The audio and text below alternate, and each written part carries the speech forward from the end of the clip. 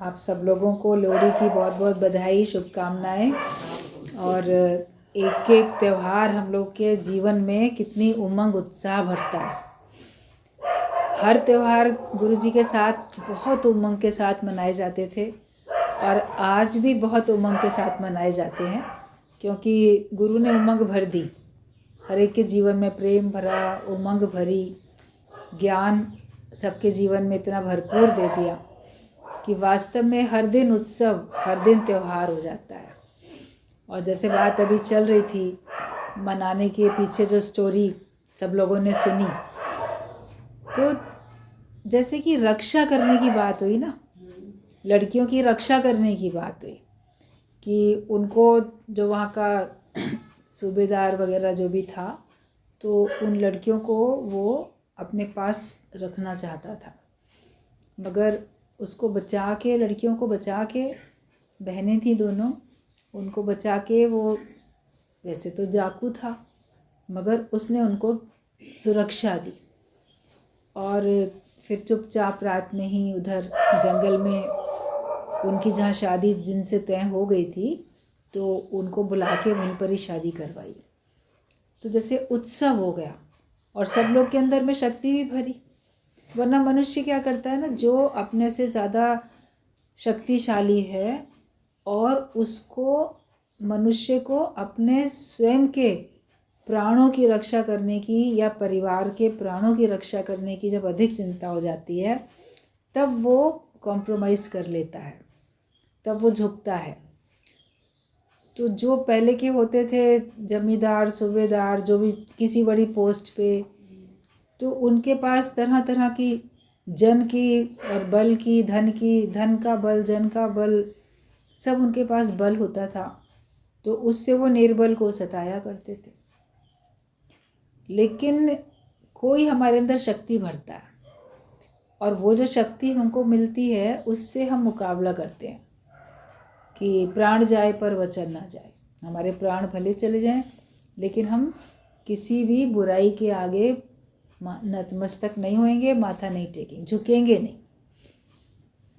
तो बाहर से तो कोई अमीरों को लूट के गरीबों को दे रहा है, डाकू कहला रहा है, मगर अंदर से तो अच्छा ही काम कर रहा था वो। तो उसने अच्छा काम किया, तो उसमें होने लगा। और इसी खुशी में मनाया भी जाता है त्यौहार। अभी किसी घर में विवाह होगा तो उसमें मनाएंगे, बेटा होगा तो मनाएंगे, क्योंकि इसलिए कि दो मिले तो उत्सव हुआ, विवाह। तो जब गुरु के पास हम आते हैं तो हमारा भी आत्मा परमात्मा का मिलन होता है। तो जैसे ये हमारा सच्चा विवाह हुआ, तो ये उत्सव हो गया। आत्मा परमात्मा दूर रहे बहुकाल, सुंदर मेला कर दिया जब सतगुरु मिले दलाल।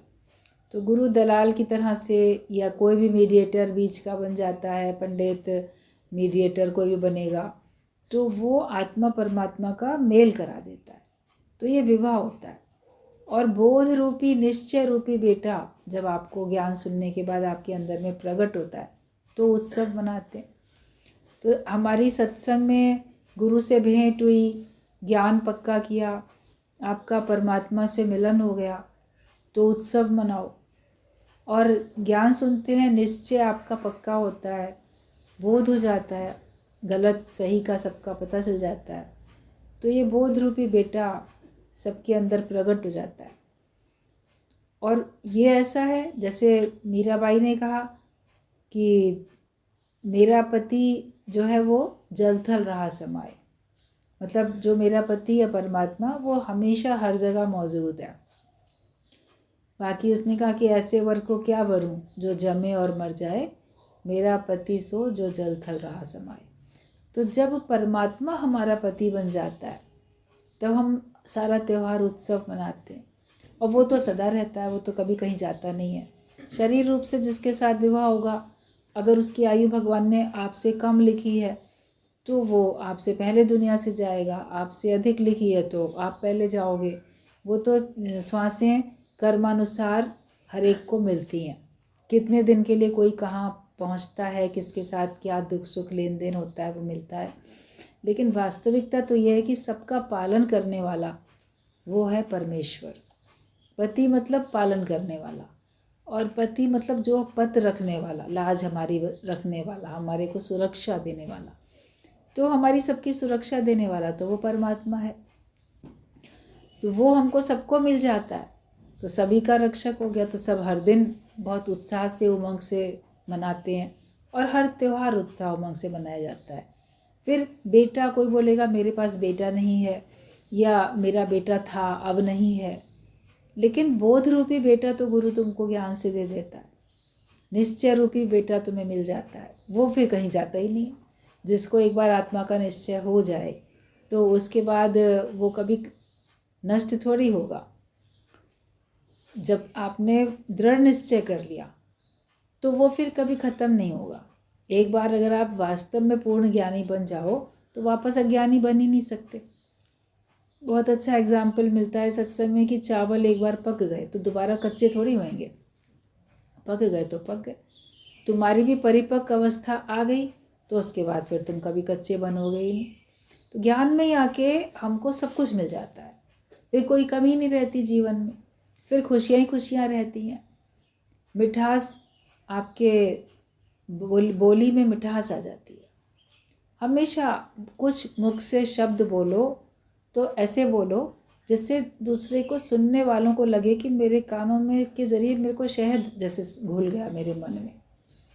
कड़वे शब्द नहीं बोलो, हमेशा शब्द बोलो तो मीठे बोलो। और जिसको परमात्मा मिलेगा, जिसको बोध रूपी बेटा मिल जाएगा, जो त्यौहार मना रहा होगा, तो वही तो सबको ये मीठी मीठी रेवड़ी दे सकेगा, मीठे शब्द वही तो बोल सकेगा। जो खुद ही अंदर से खाली खाली है, उसके पास भगवान नहीं है, और उसको जो चाहता है वो उसके पास नहीं है, तो वो कड़वा बोलता है। लेकिन जो अपने आप में भरपूर है, तृप्त है, वो दूसरों को मिठास देता है। ज्ञान से ही हमको भरपूरता आती है, ज्ञान से ही हमको तृप्ति आती है। तो आपके शब्द ये निर्धारित करते हैं कि आप ज्ञानी हो कि आप अज्ञानी हो। तो इसके लिए जब हमारे जीवन में निश्चय है आत्मा का, तो हमारी भाषा, हमारी बोली में भी मिठास आती है। शब्द भी आप अच्छे बोलोगे, और जो बोलोगे वो मिठास के साथ बोलोगे। तो ये त्यौहार मनाना, सबसे पहले अपनी वाणी पे कंट्रोल, कि हम मुख से बोलें तो सबके लिए अच्छा बोलें, किसी के लिए भी कभी भी ख़राब नहीं बोलें, ना किसी के मुंह पे ना किसी के पीठ पीछे। आप बोलो तो हर एक के लिए अच्छा बोलो, वरना तो मौन व्रत रखना ज़्यादा अच्छा है, मौन में रहना ज़्यादा अच्छा है। और मन प्रसन्नता में रहता है, हल्के हल्के हो जाते हैं, फूले फूले हो जाते हैं। पॉपकॉर्न्स होते हैं तो कितने हल्के हल्के हो जाते हैं, ऐसे भट्टी में उसमें पड़ के जब मक्के के दाने के पॉपकॉर्न्स बनाए जाते हैं तो कितने हल्के हल्के फूल जाते हैं, हल्के हो जाते हैं, स्वादिष्ट हो जाते हैं, खा सकते हैं उनको। तो ऐसे जीवन में भी हल्कापन आ जाता है, और जैसे हम खुशी में हल्के हल्के रहते हैं, डांसिंग मूड में रहते हैं हमेशा, जैसे मन हमारा नृत्य करता रहता है, मन खुश रहता है। तो वो हल्कापन, चिंताएं सारी छोड़ी तभी हमको हल्कापन आता है। जब भगवान के ऊपर पूरा विश्वास है तो हल्कापन आ जाता है, और हमारे अंदर में फिर शक्ति भी आती है। मूंगफली का तेल, मूंगफली ये सब गरिष्ठ होती है ना, आपको शक्ति देती है। तो अपने को ज्ञान के वचन से खुद को भी शक्तिशाली बनाओ, और ज्ञान के वचन दूसरे को भी दो, जिससे कि वो दूसरे को भी शक्ति देने वाले बने।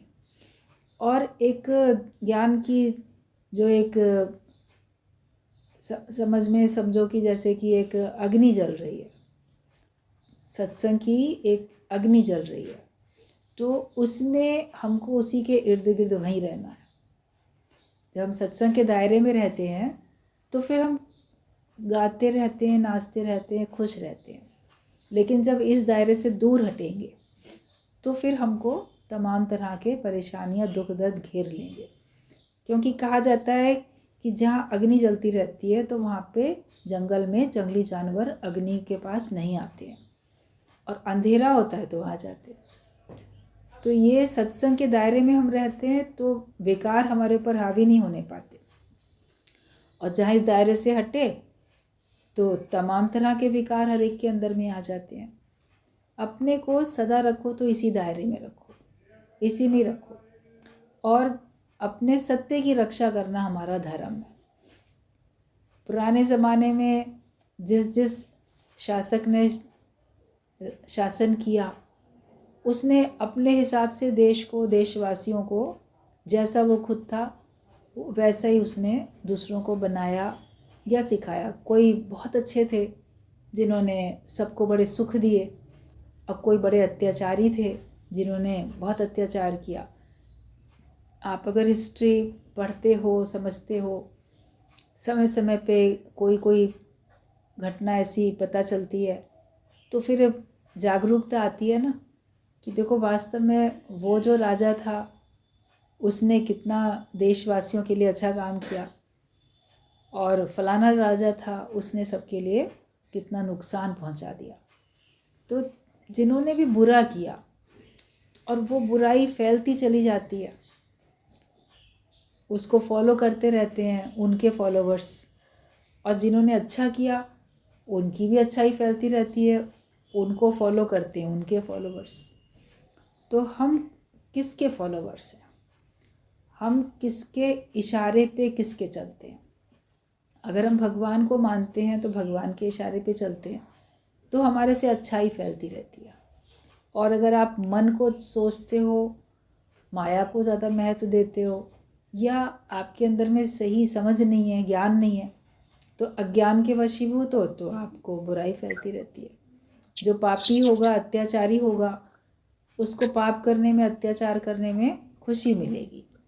लेकिन जो सतोगुणी प्रवृत्ति का सात्विक होगा, वो किसी भी कीमत पे अत्याचार नहीं कर सकता है। गुरुजी बोलते थे कि एक जो अंदर से खराब है कोई व्यक्ति, वो तो बहुत कम पैसे के लिए भी किसी मनुष्य का मर्डर कर सकता है, एक 500 रुपये के लिए भी किसी का खून कर सकता है। लेकिन जो सात्विक व्यक्ति है उसको 500 क्या 5 लाख 5 करोड़ भी दो, वो मर्डर नहीं कर सकता। कहता नहीं, मैं किसी की हत्या कर ही नहीं सकता, चाहे मुझे कुछ भी मिल जाए। तो गुरु हमको ऐसा बनाता है कि हम किसी भी कीमत पे पाप और अत्याचार कर ही नहीं सकते। और बाकी लोग तो अपने मन की संतुष्टि के लिए या अपने क्षणिक सांसारिक लाभ के लिए तमाम तरह से लोगों को नुकसान पहुंचाते हैं। लेकिन ज्ञान से गुरु हमको शक्ति देता है। शक्ति, अपने आप में शक्ति भरो और उस शक्ति का सदुपयोग करो। लोगों के पास शक्ति होती है, उसका दुरुपयोग करते हैं, लेकिन हम उसका सदुपयोग करें, उस शक्ति से माया को जीतने का, मन को जीतने का, ये सब काम हम करें। और साथ साथ अपनी उस शक्ति से हम जो भी बुराइयां हैं उनको दूर करने का भी काम करेंगे। आप अपनी शक्ति का सदुपयोग करोगे कि आपको कोई सता ना सके, आप उसका मुकाबला भी तो कर सको। कमज़ोर होके आप मुकाबला नहीं करोगे और आप फिर नुकसान उठाते ही चले जाओगे। तो गुरु हमको ज्ञान से इतनी शक्ति देता है कि हम इस माया का, मन का, विचारों का, सबका मुकाबला कर सकते हैं। बुराइयां आपके ऊपर हावी नहीं हो सकती, आप हमेशा अच्छाई की तरफ चलोगे। बहुत कुछ दुनिया में हो रहा है, लेकिन हमें जहाँ तक हो सके उनको दूर करने का प्रयास करना है, और वो उसका सबसे अच्छा स्रोत ज्ञान को फैलाना है। जब आप किसी के अंदर विचारों में परिवर्तन ले आओगे, अच्छा पॉजिटिव चेंज आप लेके आओगे, तो फिर बुराई ख़त्म होएगी। कहने से नहीं होती, जोरी ज़बरदस्ती करने से नहीं होती। अगर होती हुई दिखती भी है तो ऊपर से दिखती है, कभी दिखती है, फिर कभी प्रकट हो जाती है। वह बुराई थी तो प्रकट हो गई। बाल्टी में अगर मिट्टी है तो पानी स्थिर है, तो मिट्टी नीचे बैठी हुई है, पता नहीं चल रही है। लेकिन किसी ने पत्थर उसमें डाला तो मिट्टी उभर के ऊपर आ जाती है बाल्टी में।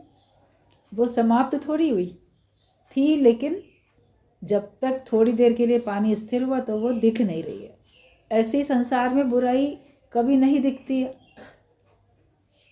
वो परिस्थिति के कारण, और कभी एकदम प्रकट हो जाती है, वो भी किसी परिस्थिति के कारण से प्रकट होती है। लेकिन जब उसमें बाल्टी में मिट्टी होगी ही नहीं, तब कोई कितना भी उसको हिलाए, कितना भी उसमें पत्थर डाले, तो उसमें से मिट्टी उभर के आएगी नहीं, क्योंकि वहाँ है ही नहीं। तो गुरु हमारे सबके हृदय को साफ करते हैं, उसमें मिट्टी है ही नहीं, बुराई है ही नहीं। तो कैसी भी परिस्थिति आए, उस परिस्थिति में आप देखोगे आपके अंदर से अच्छाई ही निकल रही है, आपके अंदर से बुराई निकल ही नहीं रही, क्योंकि अब बुराई है ही नहीं। जो कुछ खराबी थी वो पहले ही आपने अपने अंदर से निकाल के दूर कर दी। समुद्र मंथन में पहले ही विष निकल आया और उस विष को तो भगवान ने अपने कंठ में स्थान दे दिया। अमृत तो लास्ट में निकला, और तभी तो अमृत की जहाँ कलश की कुछ बूंदें छिटक गई तब तो वहाँ पे कुंभ का मेला लगता है, तब तो मनाया जाता है। तो बुराई तो थी, विष था, मगर वो विष निकल गया। उसके बाद तरह तरह के रत्न और फिर अमृत भी। तो ज्ञान में आने के बाद हमारी बुराई निकल के चली जाती है, हमारे जीवन में रहती नहीं है। और अगर आप ज्ञान का निश्चय, आत्मा का निश्चय नहीं करते हो तो वो थोड़े समय के लिए आपके अंदर से दब जाती है। जैसे स्वभाव अंदर पड़ा है, मगर परिस्थिति आने पे वो प्रकट हो जाता है। अपने अंदर से यही साधना करनी है, यही तपस्या करनी है कि हमारे अंदर का जो भी वैर विरोध है, जो भी हमारे अंदर खराबियाँ हैं, वो दूर हो जाए। आप अंतर्मन को स्वच्छ कर सको और अपने को इतना शक्तिशाली बना सको कि आप दूसरों के विचारों को परिवर्तित कर सको। जहाँ तक आपकी समझ है, जहाँ तक आपकी पहुँच है, वहाँ तक तो कार्य करो। वरना कि वो सत्संग सुनता नहीं है तो हम क्यों सुनाएं, वो लोग मानते ही नहीं इसलिए हम चुप रहते हैं। एक बार की तो आपको कहना ही होता है, बताना होता है, मानना ना मानना अगले की मर्जी है। लेकिन अगर वो ज्ञान में नहीं आता, ज्ञान के अनुसार नहीं चलता, तो फिर हम भी उससे वास्ता नहीं रखते हैं। हम अपने भगवान से नाता रखते हैं, हम अपने भगवान से वास्ता रखते हैं, हम अपने सत्संग से वास्ता रखते हैं। ये ज्ञान अपने स्वयं के उत्थान के लिए, अपने भले के लिए, हमारा हर प्रकार का जो भी विकार था, मोह था, वो सब नष्ट हो जाए और तब हमको परमात्मा की प्राप्ति होती। दूसरे के लिए सत्संग नहीं है, सत्संग केवल अपने लिए ही होता है। तो हमें अपने को ज्ञानवान बनाने के लिए अपने स्वयं से मेहनत करनी है। और जब आपको ये महसूस होता है कि अब आपके अंदर से माया चली गई, बुराइयां चली गई, तब आपका जीवन कितना खुशहाल बन जाता है। तभी का हर वक्त हंसी, हर वक्त खुशी, हर वक्त अमीरी है बाबा। और जब आशिक मस्त फ़कीर बना तो क्या दिलगिरी है बाबा। पूरा ही राम तीर्थ का अच्छा सा भजन है ये। तो ज्ञानी के लिए तो हर दिन उसका होली, हर रात उसकी दिवाली, मतलब हर दिन उसका उत्सव है, त्यौहार है। अपने जीवन को उत्सव बना लो, हर बात से अपने को प्रसन्न रखना सीख जाओ। जो भी परिस्थिति आए उसमें हम वाह वाह कर सकें। आज नेक्स्ट पत्र है गुरु जी के द्वारा लिखा हुआ, उसमें वाणी है, शुभ अशुभ, मित्र शत्रु, मान अपमान, दुख सुख आदि में समान। जो ज्ञानी होता है वो शुभ और अशुभ में, संसार वालों के लिए होगा कि ये शुभ है, ये चीज़ अशुभ है, लेकिन आप देखोगे आप शुभ अशुभ सब में समान है। आपके लिए ना कोई शुभ रहेगा ना कोई अशुभ रहेगा। जगत वाले बोलेंगे ये तो बड़ा अशुभ हो गया, बोलोगे इसमें अशुभ की क्या बात है। जो होना होता है वही होता है, जब होना होता है तब होता है, तो हम उसमें समान है। हमारे जीवन में कोई शुभ आ जाए या अशुभ आ जाए, जो मन को पसंद आती है बात वो हमको शुभ लगती है, वो घटना भी और वो समाचार भी, वो विचार भी हमको शुभ लगते हैं। शुभ समाचार मिला क्योंकि वो हमारे लिए अच्छा है, और जो हमको खराब लगता है वो समाचार सुनने को मिलता है तो बड़ा अशुभ समाचार मिला। अभी मान लो कोई बच्चा टॉप करे, रिजल्ट उसका आए, उसने बिल्कुल मेरिट लिस्ट में फर्स्ट आया, टॉप किया उसने, तो ये समाचार उसके माता पिता सुन रहे हैं तो उनके लिए बड़ा शुभ समाचार है। लेकिन वहीं कोई उसका विरोधी सुन रहा है तो उसके लिए बड़ा अशुभ समाचार। अच्छा वो टॉप कर गया, अच्छा उसको इतनी बड़ी पोस्ट मिल गई, उसका इतना फ़ायदा हो गया, तो समाचार तो वही है, लेकिन किसी को वो सुख देता है और किसी को वो सुख नहीं देता। तो हमें अपने हर विचार के लिए, हर समाचार के लिए हमें कहना अच्छा है, मेरे लिए ये लग रहा है कि मेरे लिए नुकसानदायक हो रहा है, लेकिन जिसके लिए भी फायदेमंद हो रहा है तो उस रूप में मैं ही तो हूँ। तो और अशुभ भी जो है, मान लो कोई अशुभ विचार समाचार कुछ भी आपको मिला, तो उसमें भी तो आपने आत्ममंथन किया, जो होना है वही हुआ, और हमने थोड़ी मेहनत कम की होगी, जो हमको जैसा हम चाहते थे वैसा रिजल्ट नहीं मिला, तो आगे से हम लोग और मेहनत करें। तो अशुभ को ज्ञानी शुभ में बदलना जानता है, वो हर परिस्थिति से लाभ लेना जानता है, हर परिस्थिति से वो कैसे परमात्मा की प्राप्ति करे वो जानता है। उसके पास सुख है तो सुखों में वो सारी शक्ति उसकी एकत्रित है, ईश्वर को प्राप्त करता है। दुख है तो दुख में वो वैराग्य धारण करके तब ईश्वर को प्राप्त कर लेता है, वो तो अपना फ़ायदा ले लेता है। तो हम लोग को भी अपना फ़ायदा लेना आना चाहिए, समान रहें, शुभ अशुभ हो, मित्र सामने आए या शत्रु सामने आए, मान मिले या अपमान मिले, दुख सुख जो भी मिले, मुझे उसमें समान रहना है। अगर मैं सम अवस्था में हूँ तब मैं भगवान का भक्त हूँ, तब मैं सत्संगी हूँ, तभी मैं ज्ञानी हूँ और तभी मैं मुक्त भी हूँ, वरना मैं मुक्त नहीं हूँ। मैं निराकार परमात्मा हूँ, उसकी कौन स्तुति या निंदा कर सकता है। हमेशा अपने उस सच्चे स्वरूप में रहो कि मैं वो शुद्ध स्वरूप हूँ, मैं ही वो निराकार परमात्मा हूँ, तो कौन मेरी निंदा कर सकता है, कौन मेरी स्तुति कर सकता है। मेरी स्तुति भी कोई पूरा नहीं गा सकता। अभी भगवान की हम पूरी महिमा अपने इस ज़बान से गा ही नहीं सकते ना, वो कितना महान है, वो कितना शक्तिशाली है, हम उसका पूरा वर्णन कर ही नहीं सकते, थोड़ा ही कर सकते हैं, अधिक जैसे हमारी सामर्थ्य नहीं है करने की।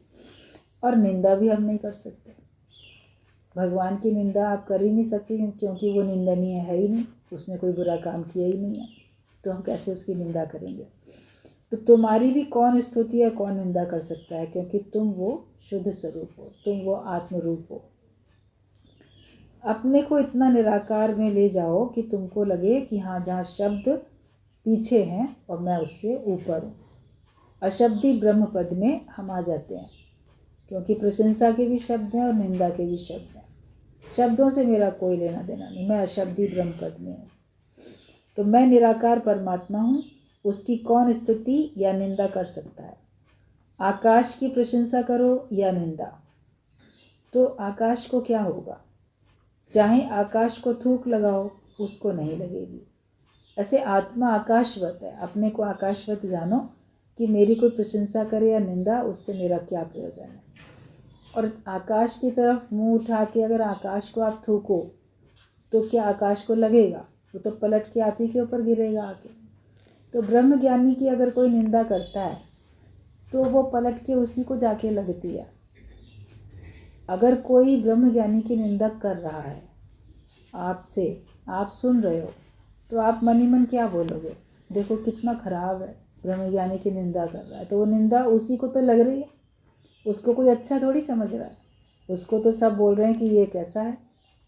ज्ञानियों की भी निंदा करता है, जो निंदनीय कार्य कर भी नहीं रहे उनकी निंदा करता है, जो गलत काम करते हो उनकी भी नहीं करनी चाहिए, लेकिन जो गलत काम कर ही नहीं रहा उसकी भी तुम अपने मन से निंदा करते हो, क्योंकि तुम्हारी दृष्टि में वो गलत है। इसलिए गलत है कि वो तुम्हारे हिसाब से नहीं चल रहा है, इसलिए वो गलत है। तो अगर कोई ब्रह्म ज्ञानी का निंदक होता है तो उसी की निंदा होती है, लोग उसी की बदनामी करते हैं, फलाना ऐसा है, देखो सबकी निंदा करता है। तो पलट के आकाश की तरफ थूका तो उसी के ऊपर तो लगा जाके। तो हमें किसी की भी निंदा अपने मुंह से करनी नहीं, और किसी की भी निंदा अपने कानों से हमको सुननी नहीं है। आप एक किनारे होते जाओ, आप किनारे हटते चले जाओ, बेवास्ते होते चले जाओ। तो दोस्त और दुश्मन है एक सा मेरी नज़र में। ब्रह्मज्ञानी की दृष्टि में दोस्त और दुश्मन एक सा होता है, क्योंकि वो दुश्मन की भी निंदा नहीं करता और वो किसी के कर्मों में नहीं जाता, ना किसी का दोष देखे और ना किसी के कर्मों में जाए। हम अगर किसी के कर्मों में पड़ेंगे, इसने ये किया, ये ऐसा करता है या ऐसा कर सकता है, तो हमारा दिमाग सारा टाइम कर्मों में ही तो रहेगा। हम उनसे ऊंचे उठें, हम अपने कर्मों को देखें, अपने को जांचें, अपना बचाव करें। कहीं रास्ते में अगर मान लो धूल मिट्टी कीचड़ कुछ है, कांटे हैं, तो आप अपना बचाव करके जाते हो ना, आप उसकी निंदा थोड़ी करने बैठ जाते हो, और उसको आप हटाने भी नहीं बैठ जाते। जितना ज़रूरी है उतना आप हटा सकते हो, पूरा तो नहीं हटा सकते। चलो रास्ते में कोई पत्थर है, कोई कांटे हैं, आप किनारे कर सकते हो, उसको उठा के पूरा ठिकाने लगाने तो नहीं जा सकते, आपको अपना रास्ता लेना है। हाँ, एक साइड में करते जाते हो, अपना रास्ता लेना है। इसलिए तो इस जीवन में भी अपना रास्ता लो और दूसरों के कर्मों में जाना करो बंद। हमें अपने से मतलब है और हमें अपना बचाव करना है। संसार में सब लोग अपने अपने हिसाब से चलेंगे, तुम्हारे हिसाब से कोई बदला चलता हुआ दिखेगा जिसका टेम्परामेंट तुम्हारे से मैच करता होगा। ज़्यादातर ऐसे लोग मिलेंगे जो कि आपके जैसे नहीं हैं। अक्सर लोग कहते हैं हमारे जो अड़ोस पड़ोस के लोग हैं उनका विचार हमसे नहीं मिलते, ये हमारे जो संबंधी हैं उनके विचार हमसे नहीं मिलते, और किसी किसी से मिलते हैं, सबसे नहीं मिलते। ऐसा होता है, हर एक से थोड़ी मिल जाते हैं। तो जिनसे आपके विचार मिलते हैं आप उनसे उठना बैठना अधिक करते हो, जिनसे विचार नहीं मिलते हैं उनके साथ न्यूट्रल रहते हो। तो संसार में तो सब ऐसे ही रहते हैं, तभी उनका जीवन सुखमय हो पाता है। अगर ऐसे ना रहें तो उनका अपना जीवन ही दूभर हो जाता है, जीना दूभर हो जाता है उनका, क्योंकि दूसरे को बदलना चाहते हैं, बदल पाते नहीं, तो इसके लिए उनका अपना नुकसान होता है। ज्ञानी अपनी रक्षा कर लेता है कि मेरा कोई नुकसान ना कर सके, बस मैं अपने को इतना शक्तिशाली बना लूँ, मेरे तक किसी की पहुँच ना हो जो कि मुझे कोई नुकसान पहुँचाने के लिए आ सके। तो हमेशा ज्ञान से आप अपना बचाव करो और अपना ही सुधार भी करो, तभी दोस्त और दुश्मन तुम्हारी दृष्टि में एक से हो जाएंगे, क्योंकि तुम किसी के कर्मों में जाते ही नहीं हो। God has plan for you, भगवान ने तुम्हारे लिए प्लान कर रखा है, तुम्हारे लिए उसने योजना बना के रखी हुई है। भगवान इंसाफ का धनी है, उसे कौन मार सकता है, जिसके सिर ऊपर तू स्वामी सो दुख कैसे पाए। तो भगवान तो इंसाफ का धनी है, वो इंसाफ करता है, तो फिर कोई कैसे किसी को मार सकता है, कैसे किसी का नुकसान पहुंचा सकता है, क्योंकि परमेश्वर तो वहाँ विराजमान है, रक्षा कर रहा है। कभी कोई पापी अधिक पाप करता हुआ दिखता है तो उसके लिए शास्त्रों में बात लिखी होती है कि भगवान उसके पाप का घड़ा भर रहे हैं, जब वो भर जाएगा तब वो उसका अंत हो जाएगा। अभी वो और उसको पाप करने हैं थोड़े, अभी उसको जो दंड दिया जाना है उसके लिए थोड़े से पाप इसको और कर लेने हैं। तो भगवान भी शांत होकर देखते रहते हैं कि देखें किस हद तक ये अत्याचार कर सकता है, किस हद तक ये पाप कर सकता है, और जब समय आएगा तब उसका अंत हो जाएगा। अभी किसी का मान लो अच्छे कर्मों का फल उसको मिल रहा है, तो जितने समय के लिए उसको अच्छे कर्मों का फल मिल रहा है उतने समय तो उसको अच्छे फल मिलेंगे ही मिलेंगे, उसके बाद में नहीं मिलेंगे। किसी को उसके बुरे कर्मों का फल मिल रहा है तो जितने समय के लिए वो मिल रहा है उतने समय तक मिलेंगे, उसके बाद नहीं मिलेंगे। जैसे कोई मौसम है, उसमें पेड़ में जितने समय के लिए सीज़न है उतने समय ही उसमें वही वाले फल आएंगे।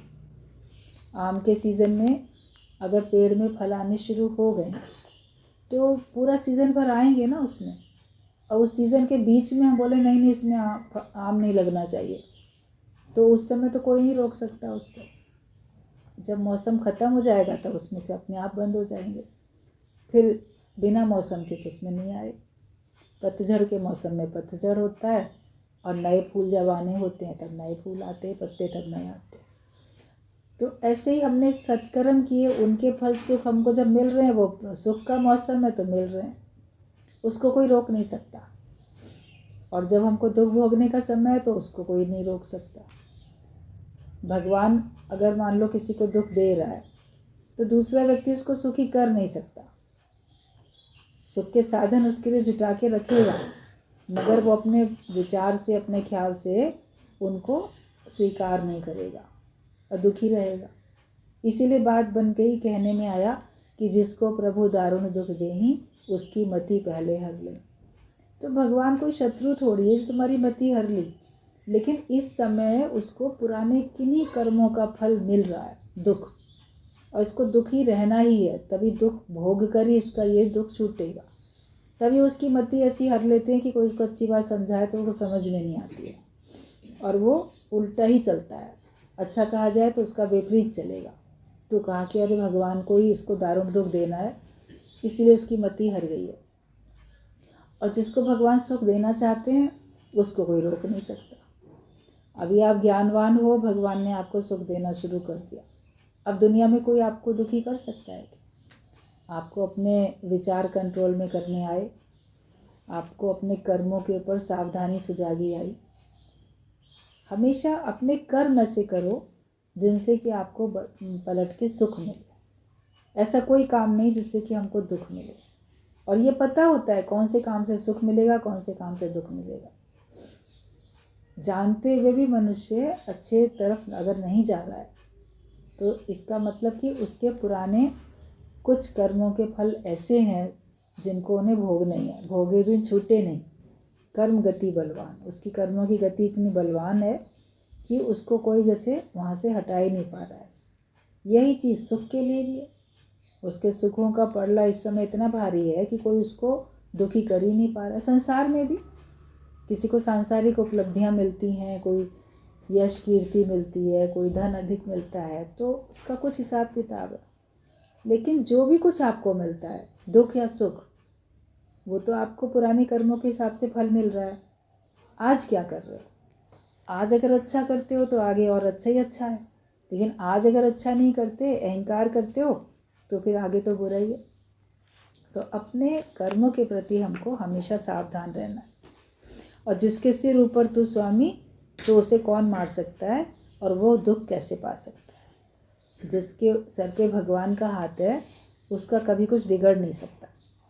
I am son of God, हमेशा याद रखो कि मैं भगवान की संतान हूँ। द्रौपदी को नग्न न कर सका, भगवान को अगर ऐसा नहीं करना था तो ऐसा नहीं हुआ। तो शासन ने, दुर्योधन ने प्लानिंग की, चाहा, भरी सभा में उसको कहा कि इसकी साड़ी उतार दो। दुशासन ने खींचना शुरू किया, लेकिन सबको तो पता है उसकी साड़ी तो बढ़ती चली गई, उसको कोई नग्न कर ही नहीं सका। भगवान ने नहीं चाहा ना, तो नहीं हुआ। तो जिसके सिर के ऊपर परमात्मा का मेहर का हाथ है उसको कोई कभी नुकसान नहीं पहुंचा सकता है। इसलिए हमेशा अपने को ऐसा बनाओ कि भगवान तुम्हारे ऊपर मेहरबान रहें, उनकी मेहर की नज़र, दया की दृष्टि तुम्हारे पे रहे। अपने को परमात्मा की संतान बनाओ। अपने बच्चे के ऊपर तो भगवान सदा दयाल होते ही हैं, हर एक कोई होता है। अगर हम भगवान की संतान बन के रहेंगे तो हमारा कौन कुछ बिगाड़ सकता है? अपने को इतना भगवान से जोड़ के एक रखो, तब आप देखोगे कि आपको कोई नुकसान नहीं पहुंचा सकता है। भगवान अगर नहीं चाहेंगे तो कभी कभी नहीं हो सकता। जिसके भगवान फ़ायदे में है उसका क्या हो सकता है? जिसके फेवर में भगवान है, जिसको भगवान फ़ायदा पहुंचाने में लगे हुए हैं, उसका तो कोई कुछ बिगाड़ ही नहीं सकता है। भगवान का भक्त सबसे न्यारा है। मित्र कब देखे और शत्रु कहाँ से आया, वो सबसे अलग है। वो तो कब किसको मित्र देखूं, कब किसको शत्रु देखूं। मेरी दृष्टि में तो है ही भगवान, भगवान के अलावा तो कुछ भी नहीं है। द्वंद्वी जोड़े सब माया में हैं और परमात्मा में दूसरा है नहीं। भगवान पने में आ जाओ तो दूसरा है ही नहीं। द्वंद्वी जोड़े सब परमात्मा में नहीं है और माया में सब द्वंद्वी जोड़े हैं। तो द्वंद्वी जोड़े सब माया में हैं। जहाँ तहाँ तू ही तो तू रहता है। अपने को ये बनाओ कि जहाँ भी मैं देखता हूँ वहाँ मैं ही तो रहता हूँ, तो मैं अपने से क्या आस करूँगा। जो चीज़ है उसमें आसक्ति रहित होकर ज्ञानी रहता है। उसके पास बहुत कुछ है। भगवान की अगर कृपा है और उसका कर्मों का फल उसका प्रारब्ध में अगर है तो ज्ञानी को बहुत कुछ मिलता है। ऐसा नहीं है कि वो फटेहाल रहेगा, एक झोपड़ी में रहेगा, लेकिन मान लो वो महल में भी रहता है, उसके पास सब कुछ है, लेकिन वो उसमें निरासक्त होकर रहता है, निरासक्त भाव से रहता है। अपने को भी ऐसा बनाओ जहाँ भगवान ने रखा, हमको निरासक्त भाव में रहना है, आसक्ति रहित। अपना तन मन धन भगवान को जिसने दिया वो अपना घर क्या बनाएगा, वो अपना कुछ नहीं बनाता। देखने में आता है कि हाँ ये इसका बना हुआ है, ये मकान इसके नाम पे है, ये दुकान इसके नाम पे है, ये इसके नाम पे है, लेकिन वो अंदर से उसको अपना नहीं मानता, वो अंदर से सबको भगवान का ही मानता है। और भगवान को मान के, भगवान का मान के वो सबके हित के लिए उसको इस्तेमाल करता है कि ठीक है मैं इसका केवल मैं ही उपयोग नहीं करूँगा, लेकिन इसका उपयोग तो जो मेरे सामने है सब मिलके करेंगे। तो वो अपना कुछ नहीं बनाता है। सांप अपना घर नहीं बनाता, जो सांप होता है वो अपना बिल नहीं बनाता है, वो तो चूहे के बिल में इसमें उसमें कहीं चला जाता है। वो अपने आप से अपना बिल सांप नहीं बनाते हैं, वो दूसरे के बने बनाए बिल में रहने के लिए चले जाते हैं। तो ब्रह्मज्ञानी की तुलना भी कभी इससे की जाती है कि वो अपना कुछ नहीं बनाता, वो औरों के द्वारा बनाए गए में अपना जीवन यापन कर लेता है, लेकिन वो ये नहीं बोलेगा मैंने बनाया, मेरा है। मैं और मेरा दोनों से अलग है। प्रारब्ध अनुसार वो मान लो ज़मीन खरीदता, मकान बनाता है, वह दिखा भी अपने नाम का, मगर तो भी वो ये नहीं कहता कि ये मेरा है और मैंने बनाया है, ये भगवान का है और भगवान ने बनाया है। सब कुछ उसी का है, हम अपने साथ लेके थोड़ी जाएंगे। हम भी इस्तेमाल करते हैं, कोई और भी इस्तेमाल करेगा, जिसको इस्तेमाल करना होगा वो इस्तेमाल करेगा। तो जैसे सांप अपना घर नहीं बनाता तो अपना नहीं कहता, ऐसे ही ज्ञानी भी अपना घर नहीं बनाता, वो सबके दिल में रहता है, और जो जिस घर में भी रहता है उसको भगवान का जान के रहता है। 2 रोटी, 6 फुट ज़मीन व सत्संग, ये सब तो तुम्हें अवश्य मिलेगा। अगर तुम ज्ञानवान बनते हो तो विश्वास रखो, तुमको भोजन करने के लिए 2 रोटी और तुमको 6 फुट ज़मीन, कहीं लेटने के लिए, सोने के लिए, विश्राम करने के लिए वो, और सत्संग, ये चीज़ें आपको मिल जाएंगी। इससे अधिक अगर चाहते हो तो फिर आपकी चाह है, भगवान को इससे अधिक देना होगा तो देगा, लेकिन इतना तो मिल ही रहा है। कहा जाता है भगवान सवेरे हर एक को जब निद्रा से जगाता है, भूखे पेट को उठाता है, लेकिन भूखा सुलाता नहीं है। मतलब दिन भर में उसको 2 रोटी मिल ही जाती हैं, इतना तो मिल जाता है कि ताकि उसके प्राण चलते रहें। ऐसा नहीं कि भूख से वो मर जाए, लेकिन जब तक श्वास है तब तक भगवान ग्रास देता ही है। और कहीं ना कहीं तुमको सोने के लिए जगह मिल ही जाती, कहीं भी सो जाता है। मजदूर देखो कहाँ सो जाएगा, कौन कहाँ सो जाएगा, जिसको कोई ना कोई जगह मिल ही जाती है। कहीं प्लेटफॉर्म पे सो जाते हैं, कहीं फुटपाथ पे, कहीं रैन बसेरे सरकार ने बना दिया वहाँ सो गए, कहीं ना कहीं। रिक्शे वाले अपने रिक्शे में ही सो जाते हैं, टैक्सी वाला अपनी टैक्सी में ही सो जाता है, जिसको जहाँ जगह मिले। नींद कोई बिस्तर थोड़ी देखती है, तो नींद के लिए तो आपको कोई ना कोई जगह मिल ही जाएगी, और कोई ना कोई 2 रोटी आपको दे ही देगा, मिल ही जाएंगी। सब इतने जगह, इतने भंडारे, इतने गुरुद्वारे में लंगर, इतने कहाँ कहाँ होते रहते हैं।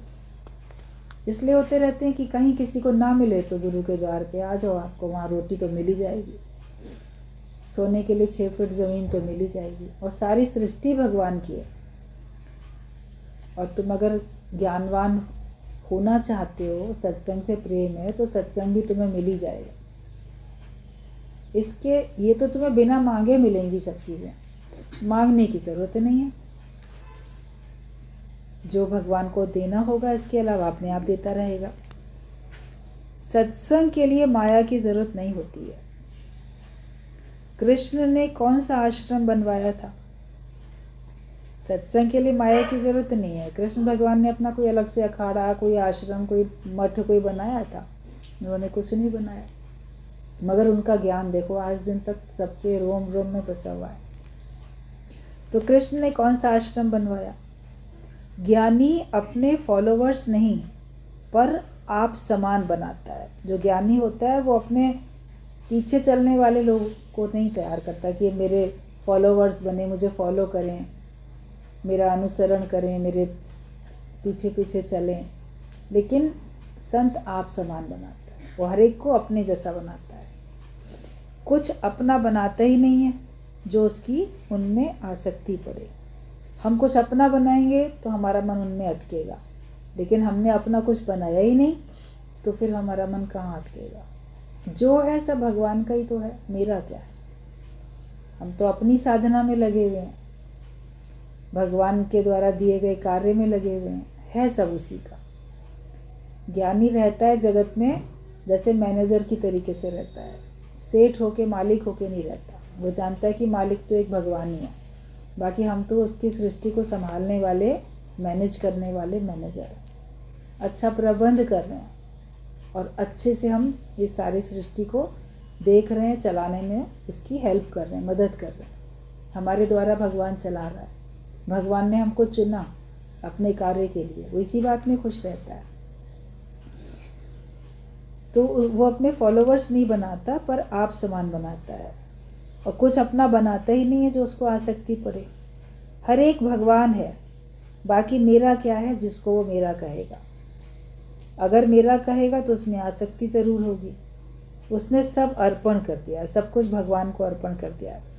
मननशील पुरुष मन को मनाता है, अपने मन को जो मना ले, मन के इशारे पे ना चले, मन उसकी बात मान ले, वही मननशील पुरुष है।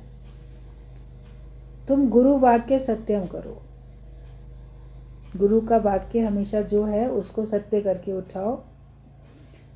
अपनी गलतियों को खुद भी समझो, और अगर कोई दूसरा हमारी भूल बताए तो उसको सुन सको। गुरु भी बहुत सारी भूल हमारे को बताते रहता है, तुमने यहाँ पे ये गलत किया, तुमने यहाँ ठीक नहीं किया, तो उसको प्यार से सुनो और उस भूल को फिर दोहराओ नहीं। और फिर गुरु भी कहाँ तक तुम्हारी भूल बताएगा। बहुत सारी बातें तो वो कभी चुप भी रहता है कि चलो ठीक है, आज नहीं बोलते, कल नहीं बोलते, फिर कभी ना कभी जब लगता है अति आवश्यक है तब वो बोल भी देता है। तो हम गुरु को, जो भी कुछ गुरु ने हमको ज्ञान दिया, उसके बात को मानते चले जाएं। मानना होगा, बिना माने आपका गुजारा है नहीं, क्योंकि नहीं मानोगे तो नुकसान तुम्हारा। अगर गुरु के वचनों को नहीं माना तो गुरु का नुकसान थोड़ी है, नुकसान तो हमारा अपने ही है। तो अपने को नुकसान से बचाओ और गुरु के ज्ञान को जैसा सुनाया जाता है उसको वैसा अपने जीवन में उतारते चले जाओ।